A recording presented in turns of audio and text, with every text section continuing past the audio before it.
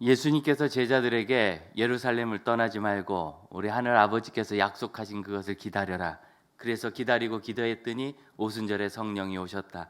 여러분, 성령은 약속대로 오신 분이심을 믿으시기 바랍니다. 그리고 성령은 믿는 사람에게 주시는 것이라 우리에게도 동일한 약속이 있습니다. 믿으시기를 바랍니다. 여러분, 3장 2절을 한번 보시겠어요? 3장 2절 같이 한번 읽어보겠습니다. 시작. 내가 너희에게서 다만 이것을 알려하노니 너희가 성령을 받은 것이 율법의 행위로냐 혹은 듣고 믿음이로냐. 아멘. 너희가 언제 성령을 받았느냐? 어떤 행위를 했기 때문이냐? 율법을 지켰기 때문이냐? 그리스도인답게 잘 살았기 때문이냐? 아니면 듣고 믿었을 때냐? 듣고 믿었을 때 성령을 받았다는 거예요. 그래서 성령은 믿는 사람들 모두에게 주시는 하나님의 선물이요, 믿는 사람들이 하나님의 자녀 되도록 우리에게 오신 하나님이시라는 것을 잊지 마시길 바랍니다. 또한 성령님에 대해서 우리가 오해해서는 안 될 것은 하나님이시라는 것을 자꾸 잊어요. 그래서 옛날에 말이에요, 뭐 성령 받으라 막 이렇게 가지고 마치 자기가 성령을 나눠주는 것처럼 이런 오해가 있어요. 성령 받으라라는 말씀이 분명히 있는 건 맞지만 그것은 성령을 내가 줄 테니까 받아라 그것이 아니라 너희가 마음에 성령 충만을 소망하라는 말씀이죠. 여러분, 성령 충만을 소망하시길 바랍니다. 그래서 오해해가지고 성령님을 무슨 참 죄송한 표현입니다. 감히 그러면 안 되는데 종 부리듯이 막 내가 받아라 그러면 받고 막 성령 있어라 그러면 있고 내가 성령님으로 뭘 하는 것처럼 이건 말도 안 되는 거예요. 여러분, 삼위일체는요 기독교 진리 중에 제일 깊은 진리예요. 그래서 이 삼위일체는 쉽게 설명할 수 없어요. 여러분, 아이들 키우는 걸 쉽게 설명할 수 있어요? 아이를 이렇게 키우면 된다. 아마 정직한 양육자라면 당연히 이렇게도 해보고 저렇게도 해보는데 그때 달라요, 이렇게 얘기할 수밖에 없겠고, 또 아이들마다 다르고 성품마다 다르고 이게 사실 아닙니까? 그런데 여러분, 성령님, 우리 하나님, 성자 예수님은 하나님이십니다. 사람과 비교할 수 없이 크고 우주보다 크신 존재입니다. 어떻게 그것을 한두 마디 말로 정리할 수 있냐 말이에요. 평생 우리가 배우고 성경 통해 깨닫고 설교 들으면 깨닫고 예배하고 기도하다 깨닫고 그리고 경험하고 은혜를 받고 그러면서 배워야 되는 게 성령 삼위일체인데 한두 마디로 설명해내라고 하는 사람들이 너무 교만한 거예요. 그건 거꾸로 가야 돼요. 주님, 보여주시는 만큼 제가 하오니 저에게 많이 보여주시면 제가 많이 순종하겠나이다. 여러분, 겸손한 믿음의 사람들 되시기를 바랍니다. 네. 신학교에 가가지고요 삼위일체를 배울 때 우리 교회 이제 코로나 이전까지 잘 오셨던, 코로나 좀 지나고 백신 맞으면 다시 오시겠죠. 우리 박희석 교수님께서, 신대 원장님 하셨던 박희석 교수님께서 제가 대학 다닐 땐 교리를 같이 가르치셨어요. 교리 시간이 되면 꼭 삼위일체 부분이 오면 퀴즈를 내셨어요.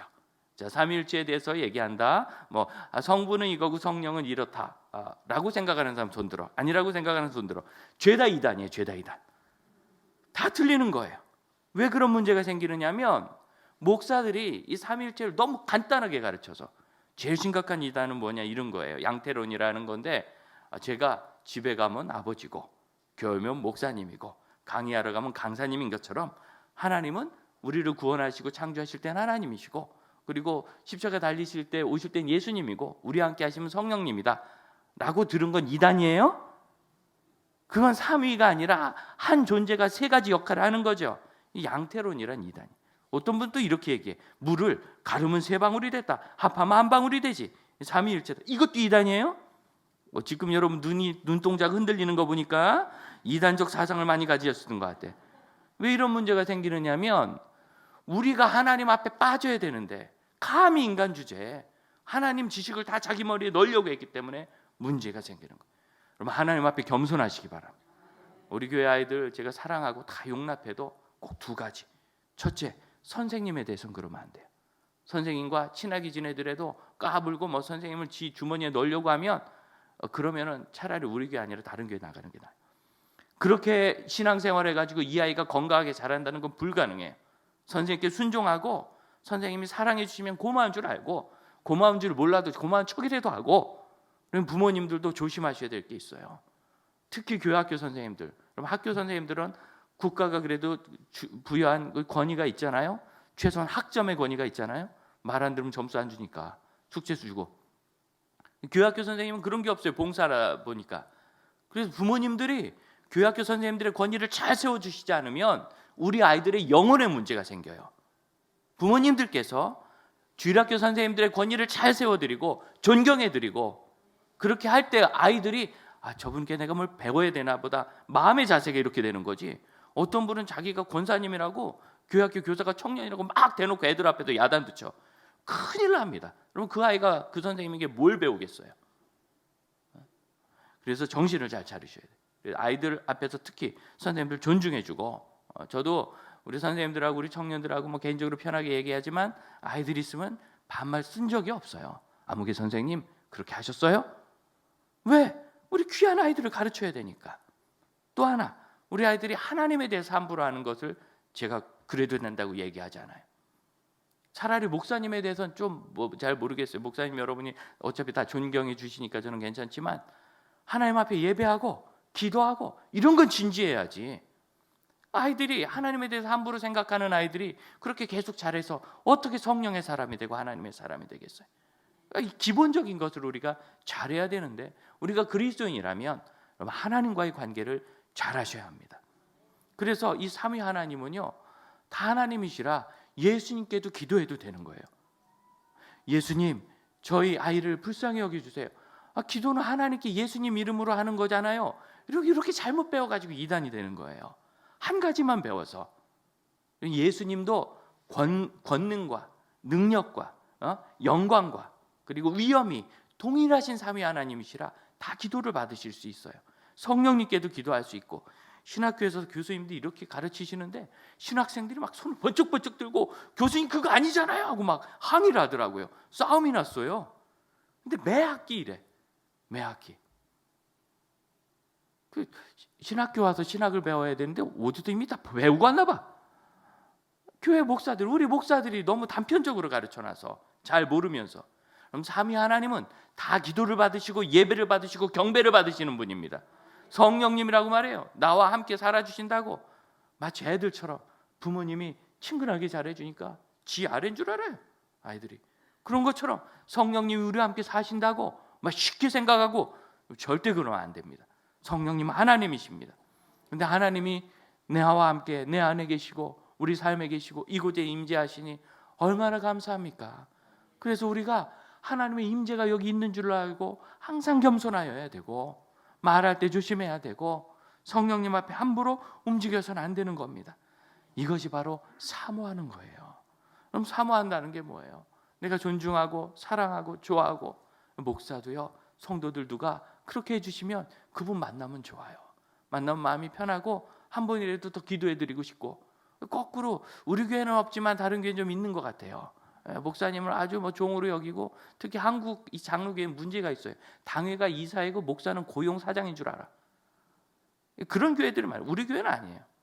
우리는 그랬다 그러면 뭐 할 수 없지. 근데 우리 교회는 아니에요. 그래가지고 잘못돼서 그리고 심지어 더 웃긴 거 목사는 여당이고 당회는 야당이다. 이런 되지도 않은 얘기들을 막 들어가지고 일단 목사님 하면 일단 반대부터 하고 그 다음에 얘기 시작하는 뭔지 고민도 안 하고 여러분 이런 모든 것들은 굉장히 잘못된 생각입니다.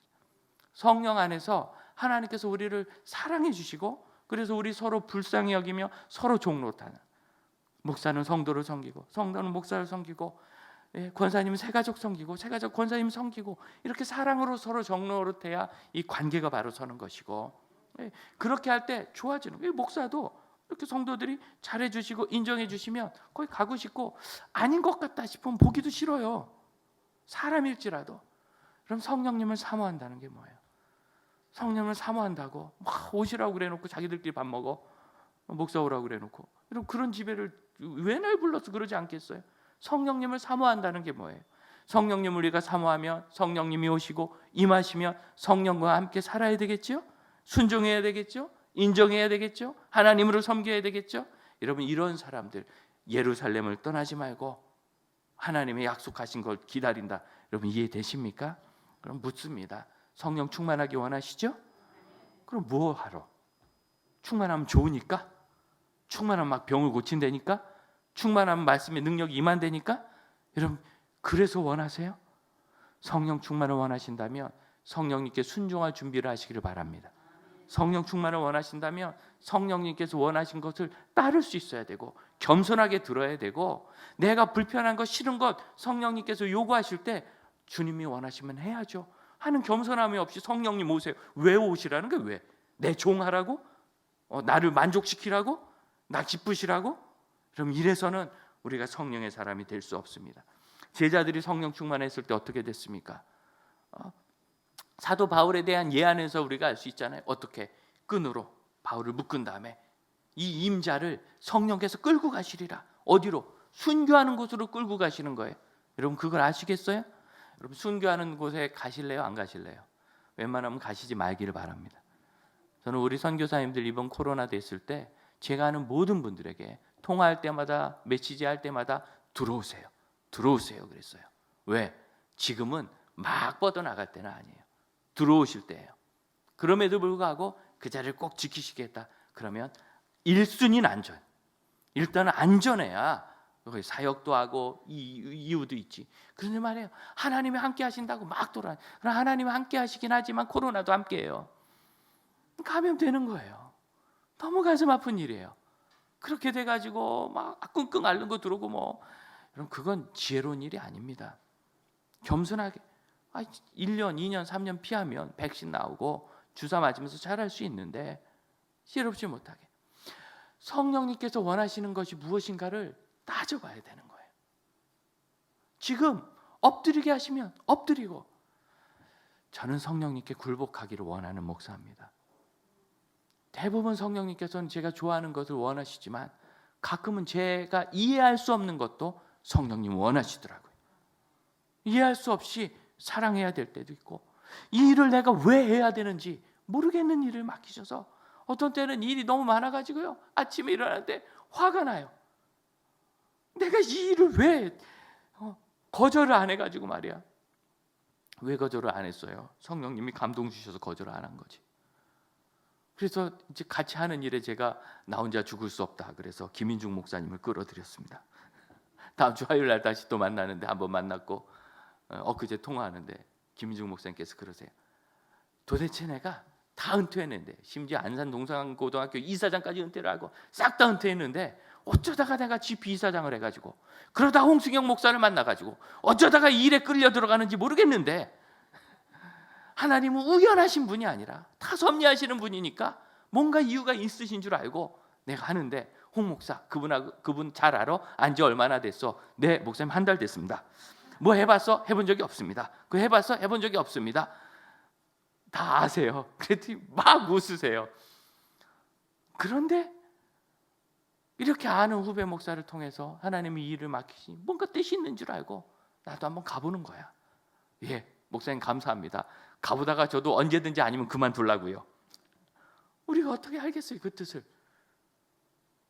이 하나님 하시나 보다. 그냥 가보고 계속 열리니까 막히는 데까지 가보는 거예요. 그러면 안 열리고 안 막히고 크게 열릴 수도 있고, 막히면 따라합시다. 막히면 거기서 역사가 일어난다. 이게 성령의 인도를 받는 겁니다. 저는 제가 그런 사람인 줄 몰랐는데 요즘 저에게 몇 가지 빛이 되는 이야기들이 있어요. 빛이 되는 이야기. 제가 몰랐는데 그랬구나 하고 깨닫는 거. 그중 하나 우리 이종민 목사가, 제 친구 이종민 교수가, 홍 목사는 어쩌면 그렇게 나랑 전혀 다른 인생을 살았어. 그래서 뭔 소리야? 목사가 다 똑같지. 아니 나는 총신대학 입학할 때부터 교문을 붙잡고 하나님 이 학교에 제가 교수를 삼아주시면 주를 잘 섬기겠습니다. 그래서 교수가 될 줄로 믿고 계속 그렇게 살고 유학 가서 그렇게 고생하고 버티고 애를 또 넷이나 낳는데 유학생 주제. 참 제가 생육하고 번성하면서 교수하느라고 얼마나 고생했겠어요. 그리고 나서 한국에 들어왔는데 뭐 교수 자리가 쉽습니까? 나이는 또 많고 원래 목회를 하나 보다 하고 목회를 하다가 아니구나 하고 다시 들어온 거거든요. 그래서 끝까지 가르치는 자리를 하나님 주시는 대로 내가 도대체 이 훌륭한 사람이 저기 석사 박사 정말 좋은 학교에서 있어요. 우리 박희석 교수님께서 딱 듣더니 그렇게 좋은 학교 나왔느냐고 그러면서 너무 좋아하셨어요. 그런데 왜 여기서 이러고 있는가? 하나님은 길이 있나 해서 기다리신 거예요. 그들은 결국 총신대학 교사가 돼가지고 지금 학생들을 잘 가르치고 학교와 이 교육계에 참 좋은 바람을 일으키는 것 같진 않은데 앞으로 일으킬 것 같아요. 예, 계속 할 것 같아요. 여러분, 아름다운 일 아닙니까? 그런데 저한테는 홍 목사는 나랑 완전히 다르대. 교회밖에 모르고 그냥 교회를 위해서, 목회를 위해서 모든 것을 바치고 그것만 하고 살아온 것 같대. 제가 돌이켜보니까 그렇게 생각했어요. 맞다. 그건 당연하지 않겠어요. 제가 교회 목회니까. 저는 대학 1학년 때 친구들이 넌 비전이 뭐야? 그럼 선교사, 교수, 무슨 사역자. 나는 그냥 교회. 저는 비전이 교회였어요. 어떻게 하면 좋은 교회 담임 목사가 되고, 담임 목사가 안 되더라도 교회를 잘 섬길 수 있을까? 그냥 어떻게 하면 목사가 되어서 교회를 잘 섬길 수 있을까? 이것만 생각하고 살았고, 그런 일은 다 배우러 다녔고, 제가 지금도요. 지난주에도 제가 2시간을 차 타고 가면서 도착해서 라면 하나 사 먹었는데 커피를 한 잔 마시고 싶은데 못 사 먹었어요. 난 그 너무나 천문학적으로 비싼 것 같아. 4,500원. 그래서 안 사 먹었어요. 우리 교회 오면은 우리 문기가 그냥 목사님 드세요 하고 주는데 공짜로 먹을 걸 내가 돈 주고 사 먹으려니까 맛도 훨씬 우리 교회 게 맛있는데 못 먹겠어요. 전 지금도 제가 어디 가다가요 휴게소에서 커피 한 잔을 못 사 먹어요. 돈 아까워서. 좀 가난하게 컸고, 야, 이거 아끼면 누구 무엇도 해줄 수 있는데 뭐만 가지 생각이 나는 거예요. 그러나 여러분과 갈 땐 달라요. 저는 여러분을 잘 대접하고 싶어서 저랑 가면 커피 잘 얻어 드시죠? 예, 제가 잘 해드려요. 우리 가족들하고는 제가 잘 섬겨요. 왜? 가족은 어쨌든 내가 아니니까. 나보다 더 친하지만 나는 아니니까. 저 자신에 대해서는 그래요. 커피 한 잔을 못 사 먹겠더라고요. 제가 보다 여러 번 쳐다보다 그냥 가버렸어요. 예, 가면 이제 선교사님들이 주더라고. 그럼에도 불구하고 이게 설교에 도움이 되고 목회에 도움이 된다면 아껴본 적이 없어요. 이 책에서 한 줄, 내가 읽을 게 한 줄이다. 한 줄을 해서 이만한 책을 사요. 뭐 빌려볼 수 있으면 더 좋고, 요즘엔 스마트폰이 있어서 주인 몰래 찍어요. 이렇게 한 줄이니까. 근데 3페이지 넘어가다 그러면 사야 돼. 다 못 찍으니까. 서점에도 다 못 가고 그러니까. 목회를 해서는 아껴본 적이 없어요. 목회를 위해서. 그런데 2007년인가 8년 됐는데 성령께서 강하게 저를 끌어서 광야로 내끌고 가시면서 교회를 떠나도록. 늘 교회 사역은 교회 중심이지만 처음으로 교회에 소속되지 않고 3년간, 물론 그때도 후배 목사님 교회 개척해가지고 저보다 한 10년 선배처럼 생긴 후배 목사님이에요. 누구랑 같이 있어도 믿지를 않아요. 제가 더 나이가 위라는 걸. 그런 분하고 같이 하면서 교회 잘 섬기긴 했습니다만, 제가 전임 사역을 시작한 후로 처음으로 3년간 교회는 그냥 파트로 섬기면서 바깥 사역을 했어요. 그러면서 가슴이 너무 아픈 거예요. 교회를 내가 이렇게 떠난다는 것, 그런 것 때문에 가슴이 굉장히 아픈 가운데서 애썼는데, 그 성령의 인도하시기 때문에 완전히 제 스타일도 아니고 제가 살아온 삶이 아니지만 굴복한 거예요. 굴복했더니 그 3년이 끝나고 여러분을 만난 겁니다. 장주교 담임 목사가 된 거예요. 제가 계속 교회에서 전임 사역했으면 여기 절대 못 옵니다. 장로님 그렇죠? 우리 교회 사역자가 없어서 어려울 때 제가 설교자로 온 거거든요. 제가 어디서 전임 사역했으면 그렇게 못한 거예요. 그래서 장로님들이 오셔서 그때 지금 다 원로 장로님이신데 저를 만나가지고 목사님 우리 교회에서 설교를 좀 해주세요. 목사님 요새 여유가 좀 있다는 걸 아십니다. 역시 정보에 빠르죠. 그래가지고 어떤 설교를 할까요? 그랬더니 목사님 주일 낮 설교를 1부와 2부를 해주시고, 네 주일 오후 예배 설교를 해주시고, 네 수요 예배 설교를 해주시고, 네 금요 예배 설교를 해주시고, 네 새벽 예배 월화 수 목 금을 해주세요. 다 시키더라고. 이게 무슨 강사야?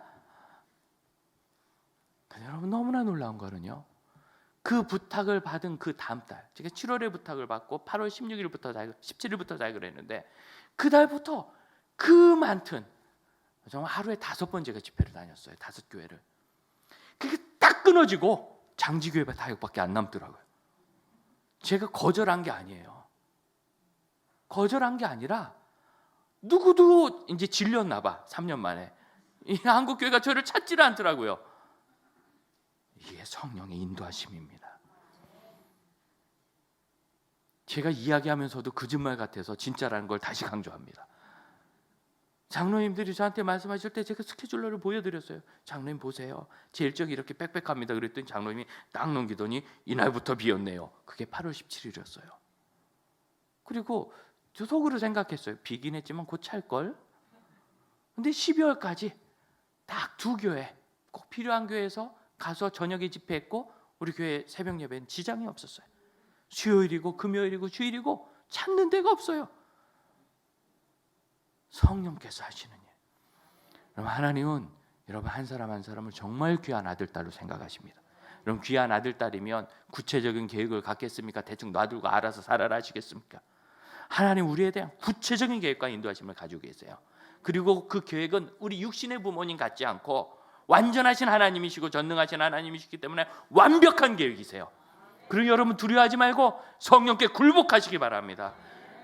우리가 읽은 성경을 보면 뭐라고 얘기합니까? 5장 16절, 성령을 따라 행하라. 그리하면 육체의 욕심을 이루지 아니하리라.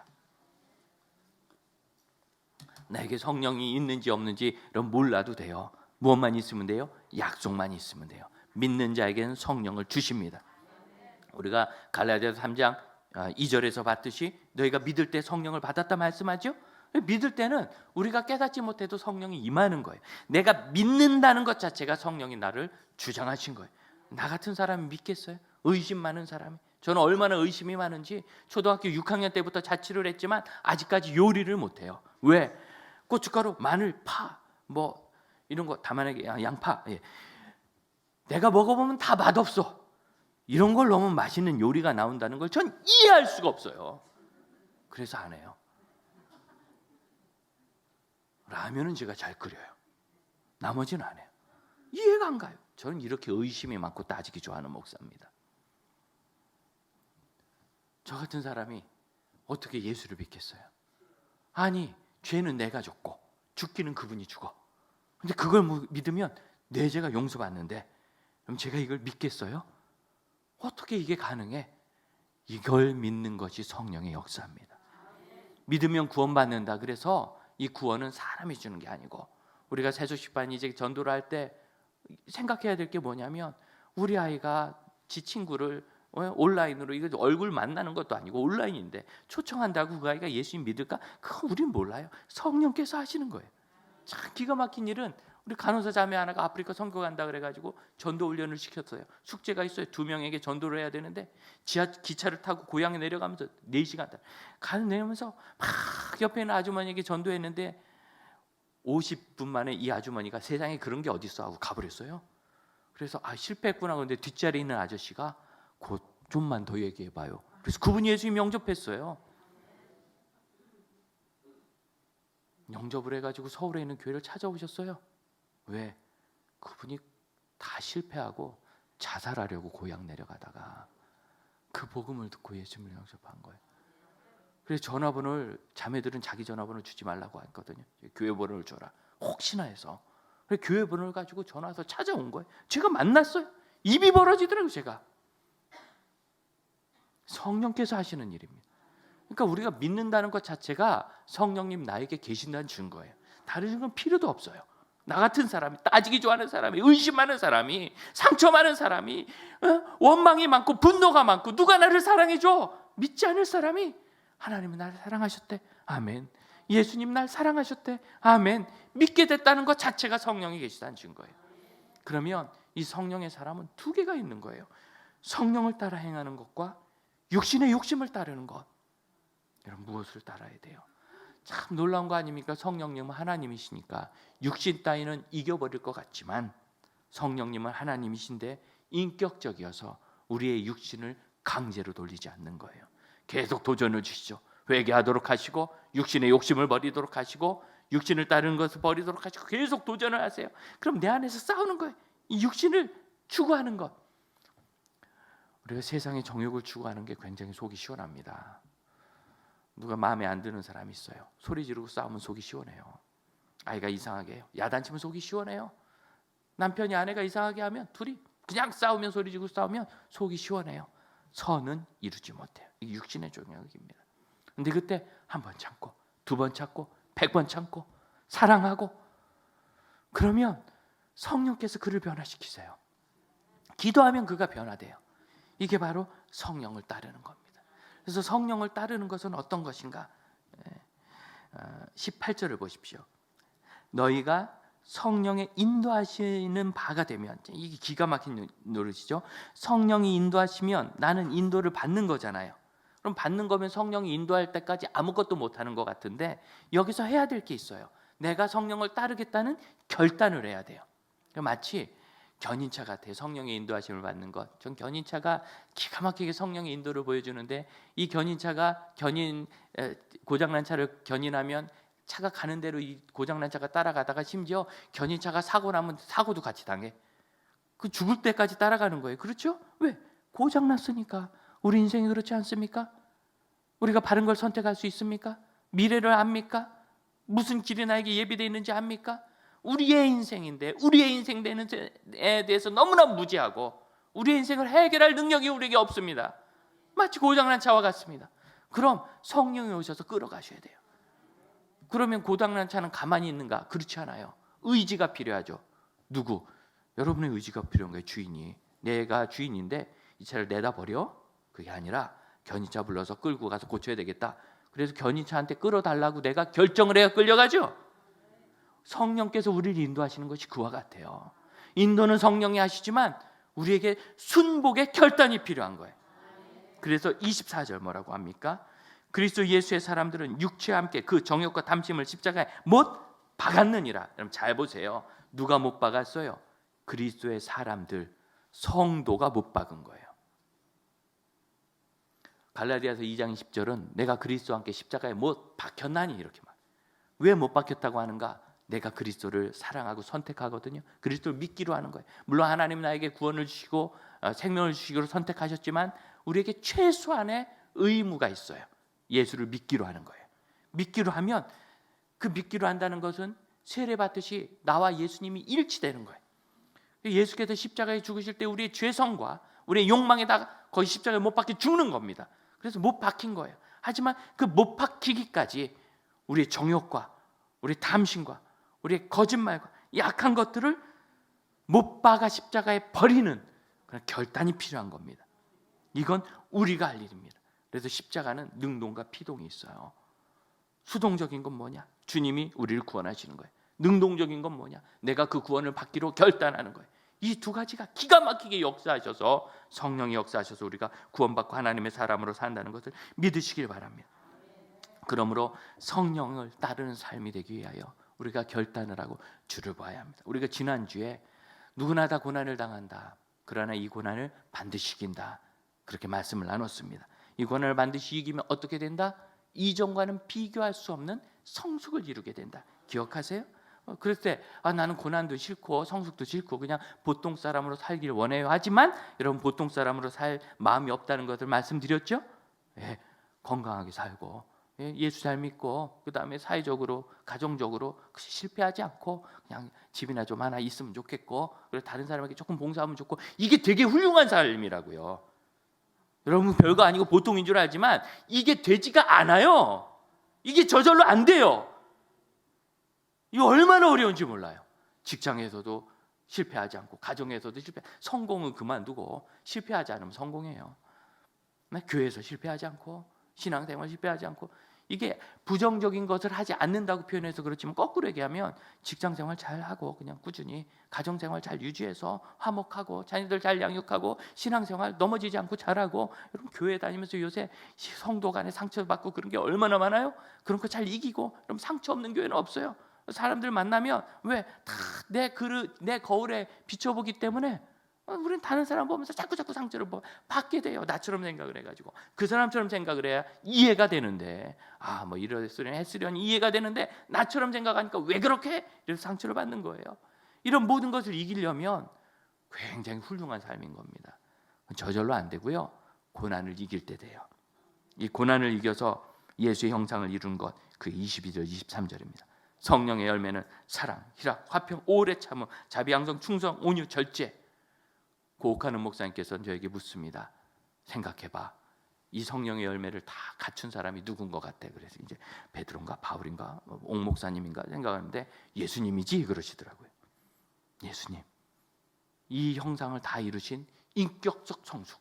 고난을 이기지 못한 사람은 결코, 고난을 겪어보지 못한 사람은 결코 도달할 수 없는 이 질적인 성숙, 이건 오직 고난을 이긴 성령의 사람들만 이룰 수 있다는 것을 믿으시길 바랍니다. 그러므로 우리가 무엇을 하든지 우리는 이제 성령을 따르는 삶을 결단해야 돼요. 성령을 따른다는 것은 결과적으로 육신을 십자가에 못 박아 버리기로 결단하고 성령님께 순종하기로 하는 거예요. 육신을 십자가에 못 박고 성령님께 순종하기로 결단하는 것. 그래서 제가 성령님의 인도하심에 순복했듯이 사랑하는 형제자매들이 성령의 인도하심에 순복하면 거기서 변화가 일어나는 거예요. 성령의 인도하심에 순복한다는 것이 현실 사회에서 어떻게 되는가? 두 가지인데, 성령께서 하시는 일에 순종하는 거예요. 따라합시다. 성령의 일에 순종한다. 저와 여러분의 삶에는 우연이 없습니다.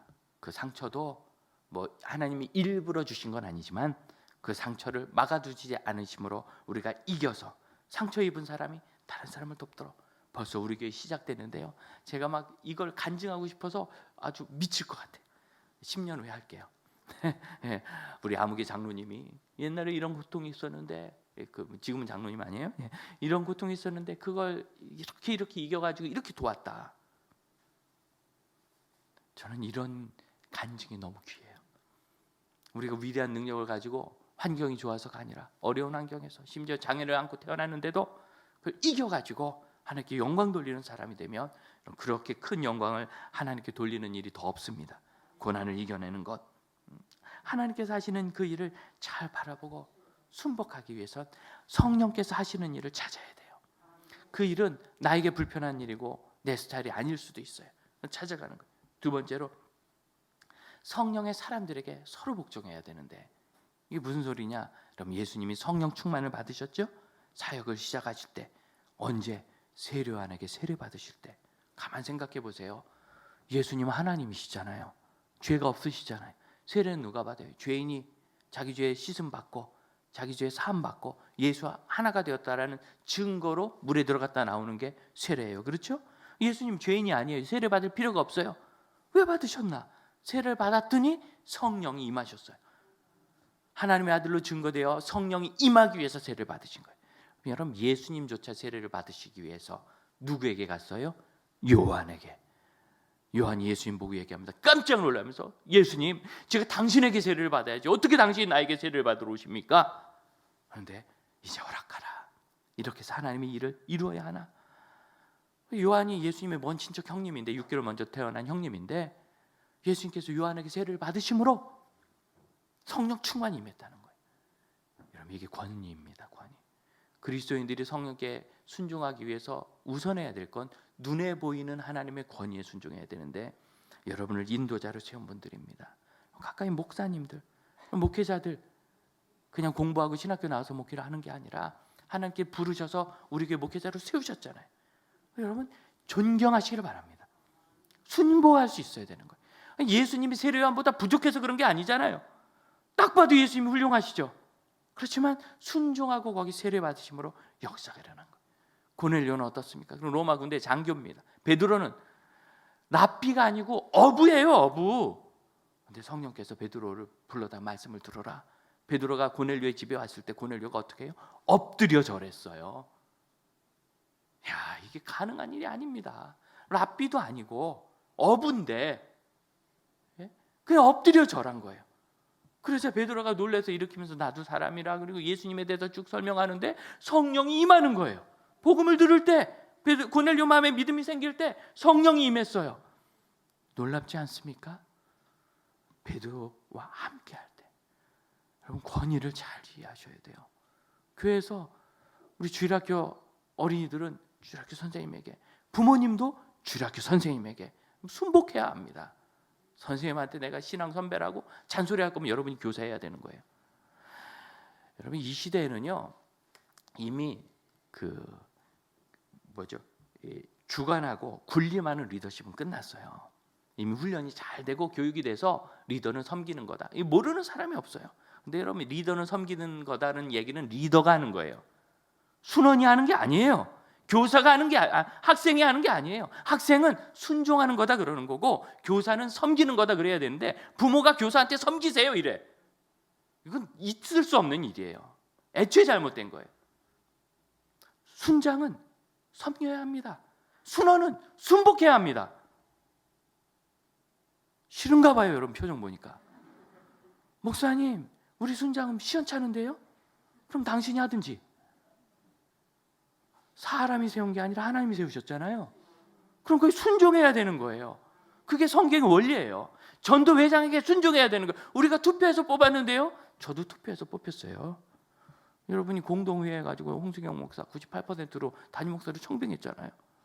그러니까 이제 내가 투표했으니까 여러분 이사고 저는 종입니까? 그래서 이 교회가 서겠습니까? 거기까지는 그 과정을 갔지만 그 다음부터 하나님이 세우신 줄 알고 순복하는 관계가 되어야 하나님의 역사가 일어나고 거기서 내가 성령의 사람이 되는 거예요. 이게 중요한 거예요. 내가 성령의 사람이 된다. 그래서 이 성경의 말씀은 어디로 가느냐면요, 26절입니다. 헛된 영광을 구하여 서로 노엽게 하지 말고 서로 투기하지 말라. 사이좋게 지내라, 그 뜻이죠. 사람 관계로 넘어가는 거예요. 성령의 삶이. 오늘 성령이 우리에게 오셨던 것을 사모하는 모든 형제 자매들에게 여러분 권면합니다. 결단하십시오. 우리 찬양합시다. 오늘 이곳에 계신 성령님, 우리 찬양 부를 때 이 자리에 성령님이 계신 줄 안다면 성령께서 하시는 일에 내 마음을 열고 성령의 역사에 순복하며 성령을 따라 살기로 결단하시길 바랍니다. 찬양합시다.